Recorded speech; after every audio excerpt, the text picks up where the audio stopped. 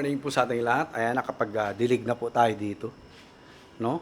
Tapos naasikaso na rin po natin itong mga incubators natin, na stabilize na natin yung humidity, naikot na po natin. Okay? Pati yung nasa loob po na incubator natin. So, masasabi ko pong gold mine ko po talaga itong quail farming po talaga ngayon. No? Quail, ito talaga po yung gold mine natin. No? So, ayan, si mama nag-aano. Ito po, oh. Dalawa na lang, no? Ang quail meat po natin na available, 200 pesos isa. Isang pack. Ayan, no? May dalawa pa tayong available. Mano yung niluluto mo? Ay, ang angas. Tapos, ayan, ang gulay. Ano to? Alukon ba to? Ma? Alukong. Alukong. Alukon. Alright? So yun po, no? Tara doon tayo sa pugo natin, i-feature natin kasi ito talaga yung gold mine natin, no? So meron tayo ditong 100 breeders na quail or pugo, no? So meaning to say na ang ating mga napuproduce na itlog po dito ay mga fertile eggs po. Mga fertile eggs po. Yan, no? So yan, may nangitlog na, oh, isa. Ayan, oh. Oh, ha? So, another 5 pesos po yan. Okay? So, masasabi ko po ito yung gold mine natin ngayon. Dahil talagang sobrang ambenta po. Lalo ng quail eggs po natin. No? So, may 680 pieces tayong order. No?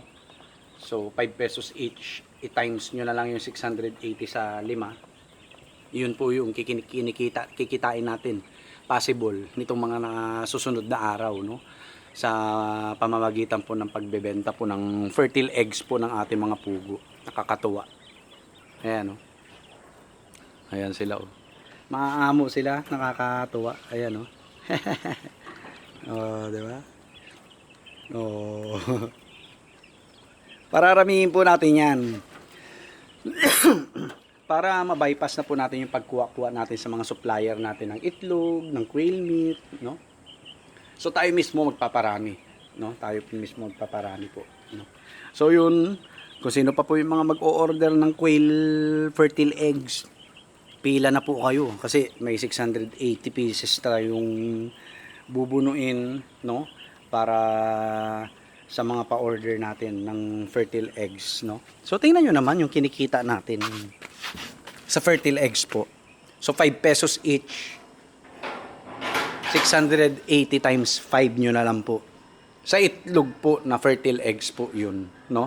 Na pwedeng i-incubate para maging quail chicks. Ayan, no? So, para pwedeng maging quail chicks. Ito po, malapit na po to. Itong kalahati nito, malapit na mapisa po yan, no? Malapit na mapisa. So, nakakatuwa, no? Nakakatuwa lang na may mga similya na yung ating mga itlog ng pugo. Ito rin may similya na rin po yan, no? Second batch natin. So yung kalahati nito, first batch, yung kalahati kasama po nito, second batch po natin.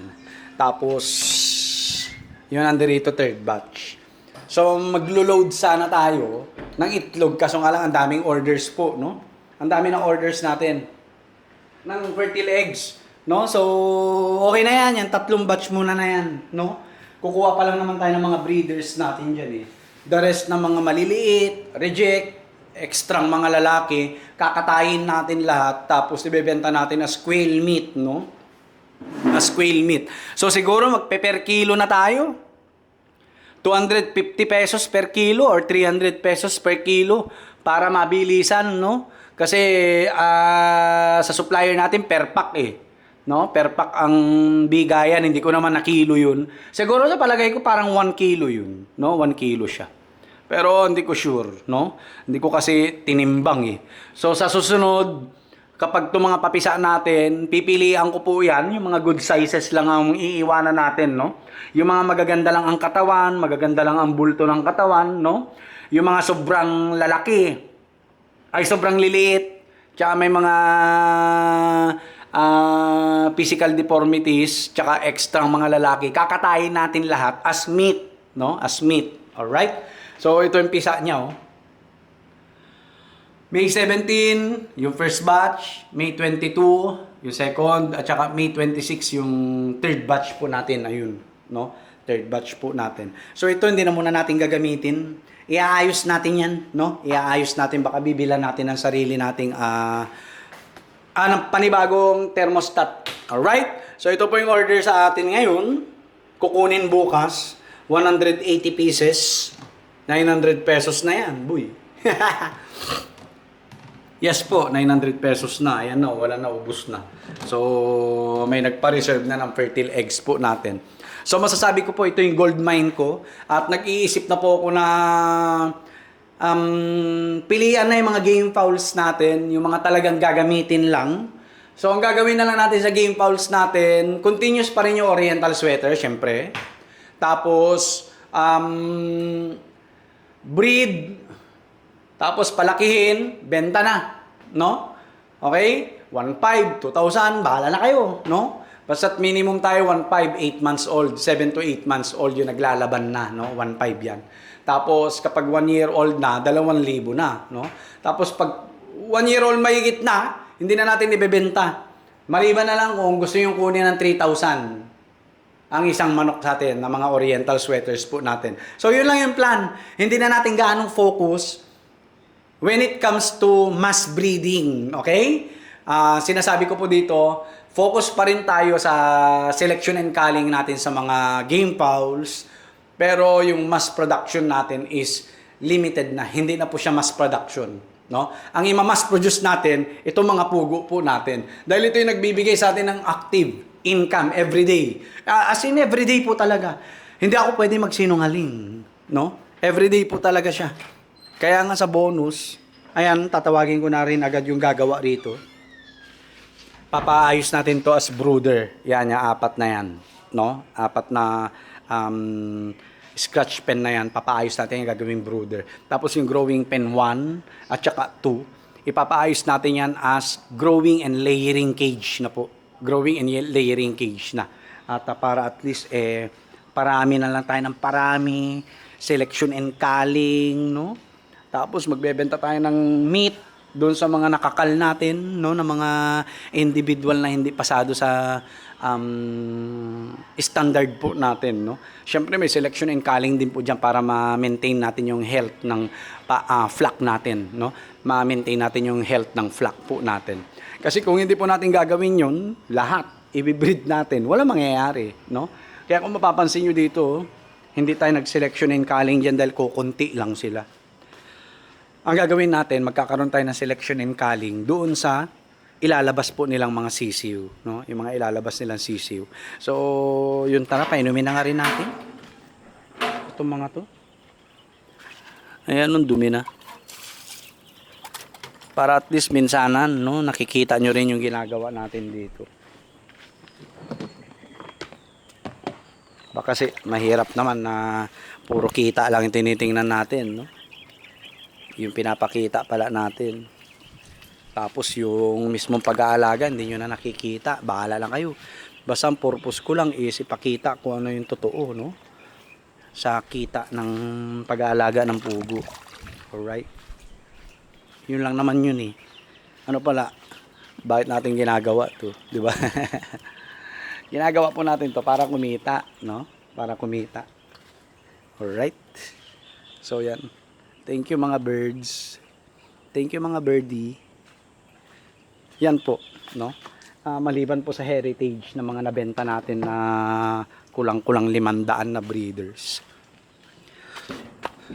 Isa itong quail farming business po natin na nagbibigay sa atin ng ginhawa.